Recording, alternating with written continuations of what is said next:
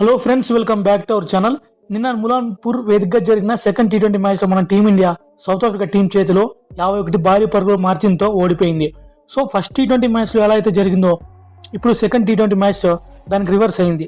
So south Africa team అయితే ఈ మ్యాచ్లో బాగా పర్ఫామ్ చేసి మన టీమిండియాని 162 పరుగులు ఆల్అౌట్ చేసింది. సో సౌత్ ఆఫ్రికా టీం అయితే లాస్ట్ మ్యాచ్ మాదిరిగా ఎక్కడ తడబడకుండా ఈ మ్యాచ్లో కంప్లీట్ ఎఫర్ట్తో మ్యాచ్ను గెలిపించుకున్నారు. మన టీమిండియా చూసుకుంటే పవర్ ప్లేలో ఏకంగా 3 వికెట్లు పడ్డాయి. రన్ రేట్ అలాగే స్కోర్ బాగానే వచ్చింది. పవర్ ప్లే మూసేసరికి 57 పరుగులు అంటే మంచి స్కోరే, బట్ వికెట్లు పోయాయి. మరోసారి మన కెప్టెన్ సూర్యకుమార్ యాదవ్ అలాగే vice captain Shubman Gill fail అయ్యారు. అలాగే అభిషేక్ శర్మ కూడా చాలా ఎర్లీగా అవుట్ అయ్యాడు. సో శుభ్మన్ గిల్ అలాగే సూర్యకుమార్ యాదవ్ వీళ్ళిద్దరూ చాలా స్ట్రగుల్ అవుతున్నారు. ఇలా అయితే మన బ్యాటింగ్ ఆర్డర్ టీ20 ఫార్మాట్కి చాలా దెబ్బడిపోతుంది. శుభ్మన్ గిల్ చూసుకున్న ఫస్ట్ బాల్కే లుంగిడింగిడి బౌలింగ్లో అవుట్ అయ్యాడు. అభిషేక్ శర్మ చూసుకున్న 2వ ఓవర్లో అవుట్ అయ్యాడు. సూర్యకుమార్ యాదవ్ 4వ ఓవర్లో అవుట్ అయ్యాడు. ఇలా మన team India top order batsmen power ప్లేలో అవుట్ అవడం మన టీమిండియా ఓడిపోవడానికి ప్రధాన కారణం అని చెప్పాలి. అలాగే బ్యాటింగ్ పొజిషన్లో చూసుకున్న అక్షర్ పటేల్ని నెంబర్ 3లో పంపారు. ఈ మూవ్ అయితే నచ్చలేదు. తిలక్ వర్మని పంపాల్సింది, ఎందుకంటే తిలక్ వర్మ మంచి ఫామ్లో ఉన్నాడు. అలాగే మొదటి నుంచి స్ట్రైక్ రొటేట్ చేస్తూ హిట్టింగ్ ఆడగలడు. బట్ అక్షర్ పటేల్ చూసుకున్న బాగానే ఆడతాడు. బట్ అక్షర్ పటేల్ నెంబర్ 6లో కానీ నెంబర్ 7లో హార్దిక్ పాండ్యా తర్వాత పంపించింటే బాగుండేది. తిలక్ వర్మ ఈ మ్యాచ్లో చాలా బాగా ఆడాడు. తిలక్ వర్మ ఈ మ్యాచ్లో 182 బ్యాటింగ్ స్ట్రైక్ రేట్తో ఆడాడు. కేవలం 34 బంతుల్లోనే 52 పరుగులు చేశాడు. ఇలాంటి మంచి ఫామ్లో ఉన్న బ్యాట్స్మెన్ని నెంబర్ 3లో పంపించుంటే తిలక్ వర్మ తర్వాత మిగతా బ్యాట్స్మెన్కి ఆ ప్రెజర్ తగ్గేది. సో మన టీమిండియా బ్యాటింగ్ పొజిషన్పై ఇంకా క్లారిటీ రావట్లేదు. ఇంకా ప్రయోగాలు చేస్తూనే ఉన్నారు. బ్యాటింగ్ ఆర్డర్ అలాగే మిడిల్ ఆర్డర్ బ్యాట్స్మెన్స్ ఎవరెవరో ఉండాలో క్లారిటీ లేకుండా పోయింది. అలాగే సూర్యకుమార్ యాదవ్ శుభ్మన్ గిల్ వీళ్ళిద్దరు బ్యాటింగ్లో చాలా మేజర్ కాన్సర్న్స్ కనిపిస్తున్నాయి.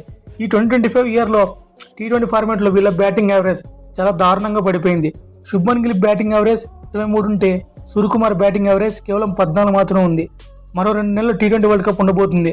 ఇలాంటి సిచ్యువేషన్లో మన కెప్టెన్ అలాగే వైస్ కెప్టెన్ ఇలాంటి పర్ఫార్మెన్స్ ఇస్తే మన టీమిండియాకి చాలా డ్యామేజ్ జరుగుతుంది. వీళ్ళిద్దరు లాస్ట్ 15 ఇన్నింగ్స్లో కనీసం ఒక్క హాఫ్ సెంచరీ కూడా చేయలేదు. వీళ్ళిద్దరు టాప్ క్లాస్ బ్యాట్స్మెన్స్. ఒక్క ఇన్నింగ్స్లో మ్యాచ్ మార్చే సత్తా ఉంది, బట్ సరిగ్గా పర్ఫార్మెన్స్ చేయలేకపోతున్నారు. నిజంగా ఈ 2025 ఇయర్లో వీళ్ళిద్దరికి చాలా దరిద్రం పట్టుకుందని చెప్పాలి. ఇప్పుడు ఈ మ్యాచ్ యొక్క పూర్తి హైలైట్స్ గురించి తెలుసుకుందాం. ముందుగా టాస్ అయితే మన వాళ్ళు గెలిచారు. సో టాస్ గెలిచి మన వాళ్ళు ఫీల్డింగ్ తీసుకున్నారు. ఇక ప్లేయింగ్ లో చూసుకున్న ఎలాంటి మార్పు చేయలేదు.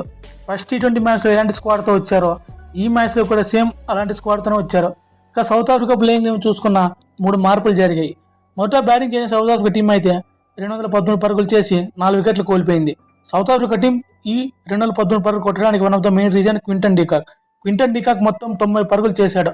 క్వింటన్ డికాక్ కేవలం 46 బంతుల్లోనే 90 పరుగులు చేశాడు. మొత్తం 7 సిక్స్లు కొట్టాడు. సో డికాక్ అయితే అండర్ ప్రెజర్లో చాలా మైండ్ బ్లోయింగ్స్ అయితే ఆడాడు. డికాక్ మన టీమిండియాలో ప్రతి ఒక్క bowler like Bumrah, Harshdeep Singh, Varun Chakravarthy, Axar Patel and Hardik Pandya ప్రతి ఒక్క బౌలర్ని కౌంటర్ అటాక్ చేశాడు. సౌత్ ఆఫ్రికా టీంలో అదర్ బ్యాట్స్మెన్ స్లోగా ఆడుతున్నప్పటికీ డికాక్ మాత్రం మన టీమిండియా బౌలర్స్కి చుక్కలు చూపించాడు. ఇక చివరిలో South Africa allrounders like David Miller and Deran Fernando మంచి అండర్స్టాండింగ్తో పార్ట్నర్షిప్తో రన్స్ కొట్టారు. దీంతో సౌత్ ఆఫ్రికా టీం 20 ఓవర్లు ముగిసేసరికి 213 పరుగులు కొట్టి 4 వికెట్లు కోల్పోయింది. ఇక మన టీమిండియా బౌలింగ్ డిపార్ట్మెంట్ చూసుకున్న వరుణ్ చక్రవర్తి తప్ప ప్రతి ఒక్క బౌలర్ ఆల్మోస్ట్ చేతులు ఎత్తేశారు. వరుణ్ చక్రవర్తి ఒక్కడే తన బౌలింగ్ ఎకానమీ బిలో 10 ఉంది. బట్ ప్రతి ఒక్క బౌలర్ చాలా భారీ పరుగులకు వెళ్లారు. ఇక మన టీమిండియా బ్యాటింగ్ డిపార్ట్మెంట్ చూసుకున్న తిలక్ వర్మ తప్పించి ఏ ఒక్కరు మన టీం కోసం కాంట్రిబ్యూట్ చేయలేదు.